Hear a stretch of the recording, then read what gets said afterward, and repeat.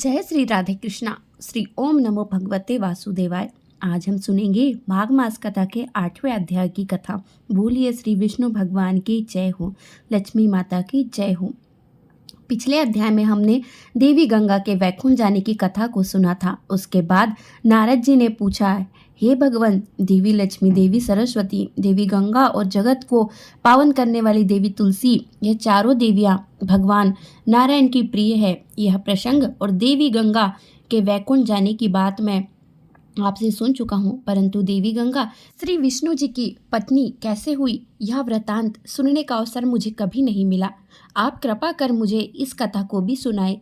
तब भगवान नारायण बोले, हे नारद जी, जब देवी गंगा वैकुंठ में चली गई, तब थोड़ी देर के बाद जगत की व्यवस्था करने वाले ब्रह्मा जी भी उनके साथ वैकुंठ में पहुँचे और जगत प्रभु भगवान श्री नारायण को प्रणाम करके कहने लगे कि हे भगवान, श्री राधा और श्री नारायण के अंग में प्रकट हुई ब्रह्मद्रव स्वरूप में देवी गंगा इस समय एक सुशीला देवी के रूप में विराजमान है। दिव्य यौवन से संपन्न होने के कारण उनका शरीर परम मनोहर जान पड़ता है। शुद्ध और सत्व स्वरूप ने उन देवी में क्रोध और अहंकार तो लेस मात्र के लिए भी नहीं है। श्री कृष्ण के अंग से प्रकट हुई देवी गंगा उन्हें छोड़कर किसी दूसरे को पति नहीं बनाना चाहती, परंतु परम तेजस्विनी श्री राधा ऐसा नहीं चाहती है। माननी राधा देवी गंगा को भी पी जाना चाहती थी, परंतु बड़ी बुद्धिमानी के साथ यह परमात्मा श्री कृष्ण के चरण कमलों में प्रविष्ट हो गई और इसी से उनकी रक्षा हुई। उस समय सर्वस्त्र सूखे हुए ब्रह्मांड को देखकर मैं गोलोक में गया। सर्वात अंतर्यामी भगवान श्री कृष्ण संपूर्ण वृतांत को जानने के लिए वहां पर विराजमान थे। उन्होंने सबका अभिप्राय समझकर अपने चरण कमल में नखाग्र से उन्हें बाहर निकाल दिया। तब मैंने उन्हें श्री राधा की पूजा के मंत्र याद कराए। इसके जल से ब्रह्मांड गोलोक को पूर्ण किया। तद श्री राधा और श्री कृष्ण के चरणों में मस्तक छुपाकर इन्हें मैं साथ लेकर यहाँ पर आया हूँ। हे प्रभु, आपसे मेरी प्रार्थना है, इन सुरेश्वरी देवी गंगा को आप अपनी पत्नी बना लीजिए। हे देवेश, आप पुरुष में रत्न हैं। इन साध्वी देवी को स्त्रियों में रत्न माना जाता है। जिनमें सत्य असत्य का पूर्ण ज्ञान है, वे पंडित पुरुष भी इन प्रकृति का अपमान नहीं करते हैं। सभी पुरुष प्रकृति से संपन्न हुए हैं और स्त्रियां भी उसी की कलाएं हैं। केवल आप भगवान श्री हरि ही प्रकृति से परे निर्गुण प्रभु है। परिपूर्ण तम देवो श्री कृष्ण स्वयं दो भाग में विभक्त हुए। आधे से तो दो भुजाधारी श्री कृष्ण बने रहे और उनका आधा अंग आप चतुर्भुज श्री हरि के रूप में प्रकट हो गया। इसी प्रकार भगवान श्री कृष्ण के वाम अंग से आवर्भिव श्री राधा भी दो रूप में प्रवित हुई। दाहिने अंग से तो स्वयं रही और बाएं अंग से लक्ष्मी जी का प्रकट हुआ। अतः ये देवी गंगा आपको ही स्वर्ण वर्ण करना चाहती है, क्योंकि आपके श्री विग्रह से ही यह प्रकट है। प्रकृति और पुरुष की भांति स्त्री पुरुष दोनों एक ही अंग है। हे मुनि, इस प्रकार कहकर महाभाग्य हमारा जी ने भगवान श्री हरि के पास देवी गंगा को बैठा दिया और वहां से चल पड़े। फिर तो स्वयं श्री हरि ने विवाह के नियम अनुसार देवी गंगा के पुष्प और चंदन से चर्चित कर कमल को ग्रहण कर लिया और वे उनके प्रियतम पति बन गए। जो देवी गंगा पृथ्वी पर पधार चुकी थी, वे भी समय अनुसार अपने उस स्थान पर पुनः आ गई। ये भगवान के चरण कमल से प्रकट होने के कारण देवी गंगा की विष्णुपदी नाम से प्रसिद्धि हुई। देवी गंगा के प्रति देवी सरस्वती के मन में जो ऋण था वह निरंतर बना रहा। देवी गंगा देवी सरस्वती से बिल्कुल द्वेष नहीं रखती थी। अतः मैं उबल विष्णु प्रिय देवी गंगा ने देवी सरस्वती को भारतवर्ष में जाने का श्राप दे दिया है। मुनि, इस प्रकार लक्ष्मीपति भगवान श्री हरि की देवी गंगा सहित 3 पत्नियां हैं। बाद में तुलसी जी को भी प्रिय पत्नी बनाने का सौभाग्य प्राप्त हुआ। अतः तुलसी सहित यह 4 प्रिय पत्नियां कही गई है। नारद जी कहते हैं कि हे प्रभु, साध्वी तुलसी भगवान श्री हरि की पत्नी कैसे हुई, इनका जन्म कैसे हुआ, कहाँ हुआ, पूर्व जन्म में यह कौन थी। इस साध्वी देवी ने किसके कुल को पवित्र किया, इनके माता पिता कौन थे, किस तपस्या के प्रभाव से प्रकृति के अधिष्ठाता भगवान श्री हरि इन्हें पति के रूप में प्राप्त हुए, क्योंकि यह प्रभु तो बिल्कुल निष्प्रभ देवी को वृक्ष क्यों होना पड़ा, और यह परम तपस्विनी देवी कैसे एक असुर के चंगुल में फंस गई। संपूर्ण संदेह को दूर करने वाले प्रभु, आप मेरे इस संशय को मिटाने की कृपा करें। भगवान नारायण जी कहते हैं कि हे नारद जी, ध्यान से सुनो, मैं तुम्हें एक पुरातन इतिहास सुनाता हूँ। दक्ष श्रावण नाम के प्रसिद्ध एक पुण्यात्मा मुनि थे। भगवान विष्णु के अंश से उत्पन्न यह मनु परम पवित्र, यशस्वी, विशद कीर्ति से संपन्न और श्रीहरि के प्रति अटूट श्रद्धा रखने वाले थे। इनके पुत्र का नाम ब्रह्म सारवण था। उनका भी अंतकरण स्वच्छ था। उनके मन में धार्मिक भावनाएं थी। वे भगवान श्री हरि पर श्रद्धा रखते थे। ब्रह्म सारवण के पुत्र धर्म सारवण नाम के प्रसिद्ध हुए, जिनकी इंद्रियां सदा वश में रहती थी और मन में श्री हरि की उपासना में रहता था। धर्म श्रावण से इंद्रिय निग्रह और परम भक्त रुद्र शारवण पुत्र रूप में प्रकट हुए। रुद्र शारवण ने पुत्र का नाम देव शारवण था रख दिया था और यह भी परम वैष्णव थे। देव शारवण के पुत्र का नाम इंद्र शारवण था। फिर भगवान विष्णु ने अनन्य उपासक इन इंद्र शार्वक से वृषध्वज का जन्म हुआ। भगवान शंकर में वृषध्वज की असीम श्रद्धा थी। स्वयं भगवान शंकर इनके यहाँ बहुत काल तक ठहरे थे। इनके प्रति भगवान शंकर का स्नेह पुत्र से भी बढ़कर था। राजा वृषध्वज की भगवान नारायण, देवी लक्ष्मी, देवी सरस्वती, इनमें से किसी के भी प्रति श्रद्धा नहीं थी। उन्होंने संपूर्ण देवताओं के पूजन को त्याग दिया। अभिमान में चूर होकर भाद्रपद मास में महालक्ष्मी की पूजा में विघ्न उत्पन्न किया। माघ की शुक्ल पंचमी के दिन सभी देवताओं देवी सरस्वती की पूजा करते, परंतु वह राजा उनमें संलिप्त नहीं थे। यज्ञ और विष्णु पूजा की निंदा करना तो मानो उसका स्वभाव बन गया था। वे केवल भगवान शिव में ही श्रद्धा रखा करते थे। ऐसे स्वभाव वाले राजा वृषध्वज को देखकर भगवान सूर्य नारायण ने उन्हें श्राप दे दिया कि हे राजन, तुम्हारी श्री नष्ट हो जाए। अपने भक्त पर संकट देखकर आशुतोष भोलेनाथ शंकर हाथों में त्रिशूल उठाकर सूर्य नारायण पर टूट पड़े। तब सूर्यदेव अपने पिता कश्यप जी के साथ ब्रह्मा जी की शरण में चले गए। शंकर जी त्रिशूल लिए ब्रह्मलोक में चल दिए। ब्रह्मा जी को भी शंकर जी का भय था, अतः उन्होंने सूर्य नारायण को आगे करके वैकुंठ की ओर की यात्रा की। उस समय ब्रह्मा जी, कश्यप जी और नारायण, सूर्य नारायण तीनों बहुत भयभीत थे। उन तीनों महाअनुभवों के सर्वेश्वर भगवान नारायण की शरण ली। तीनों ने मस्तक झुकाकर भगवान श्री हरि को प्रणाम किया और बारंबार प्रार्थना की। उन्होंने भगवान नारायण को अपने भय का संपूर्ण कारण बताया। तब भगवान नारायण ने कृष्ण पूर्वक उन सबको अभय प्रदान किया और कहा, भयभीत देवताओं, स्थिर हो जाओ। मेरे रहते तुम्हें कोई भी भय नहीं। विपत्ति के अवसर पर डरे हुए जो कोई भी व्यक्ति जहाँ कहीं भी मुझे याद करते हैं, मैं हाथों में चक्र लेकर तुरंत ही पहुंच जाता हूँ, उनकी रक्षा करता हूँ। हे देवों, मैं अखिल जगत का भरता हूँ। मैं ही ब्रह्मा रूप में सदा संसार की सृष्टि करता हूँ और शंकर रूप में संहार भी मैं ही करता हूँ। मैं ही शिव हूँ, तुम भी मेरे ही रूप हो और यह शंकर भी मुझसे भिन्न नहीं है। मैं ही नाना रूप धारण करके सृष्टि और पालन की व्यवस्था करता हूँ। हे देवताओं, तुम्हारा कल्याण हो। अब तुम जाओ, तुम्हें कोई भी भय नहीं होगा। मैं वचन देता हूँ, आज से देव शंकर का भय तुम्हारे पास नहीं आ सकेगा। वे सर्वेश्वर भगवान शंकर सतपुरुषों के स्वामी हैं। उन्हें भक्त आत्मा और भक्त वत्सल कहा जाता है। वे सदा अपने भक्तों के अधीन रहते हैं। हे ब्राह्मण, सूर्य दर्शन चक्र और भगवान शंकर, यह दोनों मुझे प्राणों से भी अधिक प्रिय है। ब्राह्मण में इनसे अधिक दूसरा कोई तेजस्वी नहीं है।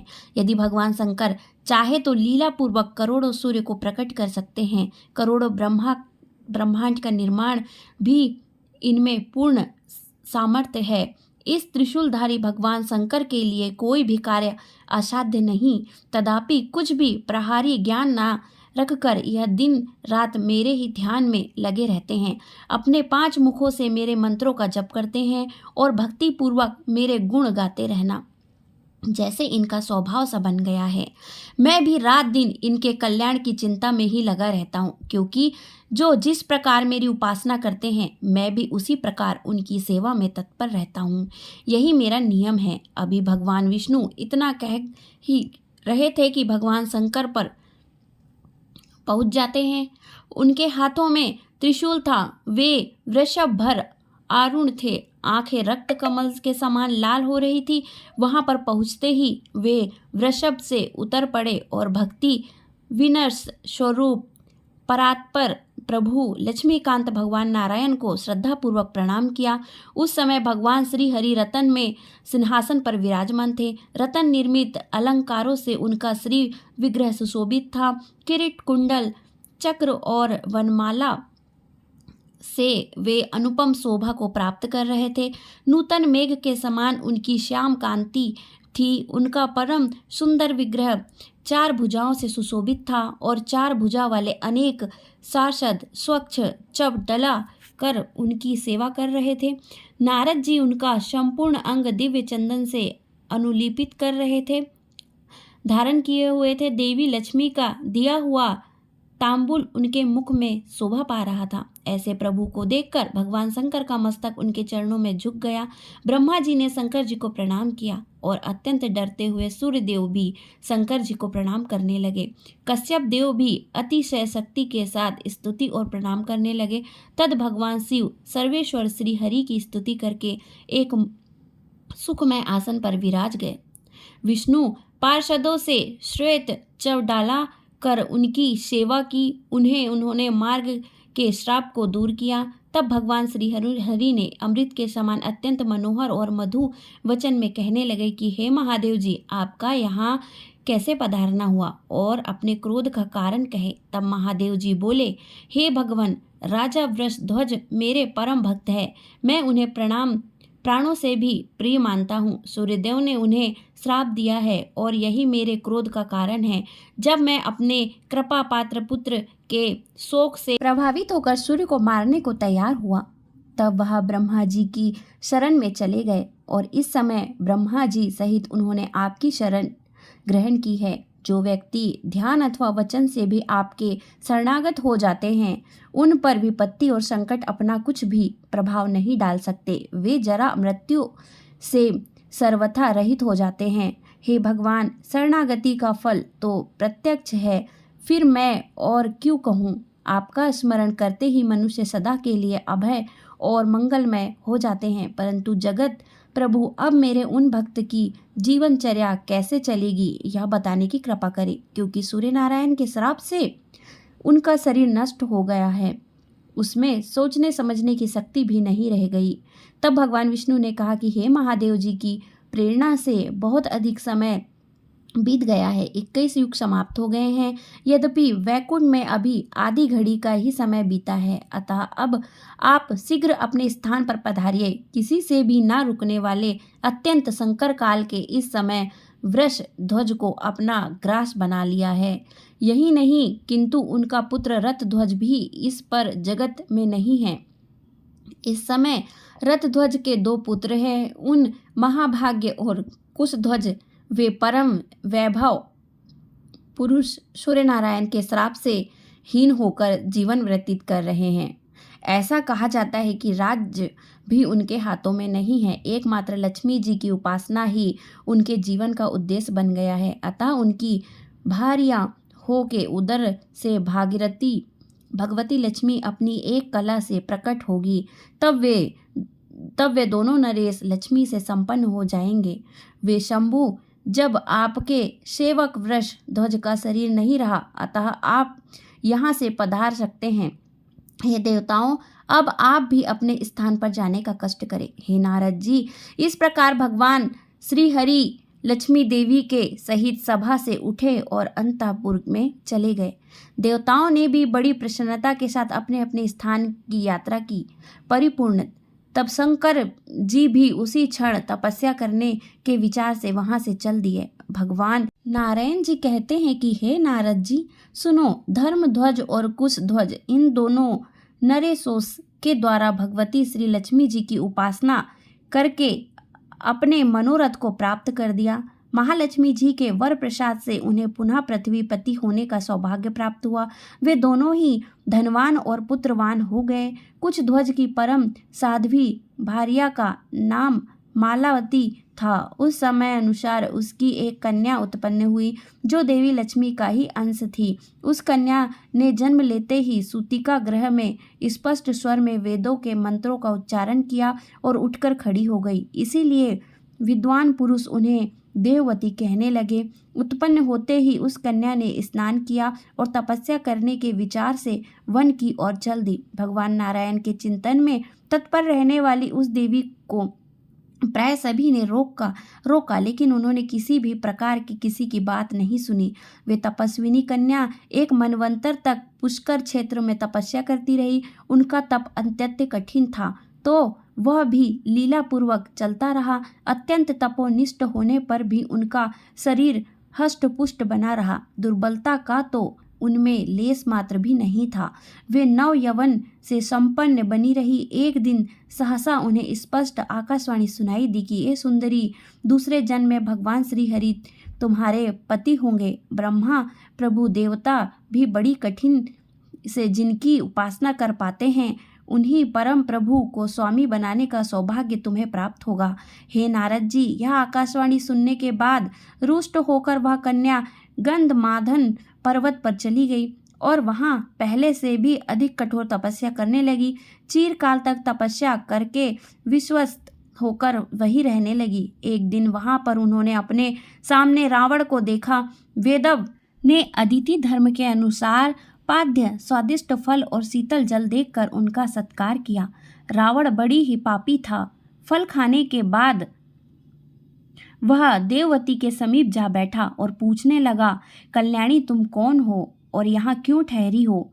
वह देवी परम सुंदर थी। उस साध्वी कन्या ने मुख पर मंद मुस्कान की छटा छाई रहती थी। उसे देखकर दुराचारी रावण का हृदय विकार से स्तब्ध हो गया। वह देववती को हाथ से उनका आलिंगन करने को उदित हुआ। रावण की इस चेष्टा को देखकर उन साध्वी का मन क्रोध से भर गया। उन्होंने रावण को अपने तपोबल से इस प्रकार स्तंभित कर दिया कि वह जड़त होकर हाथों और पैरों से निश्चित कुछ भी करने की उसकी क्षमता न रही।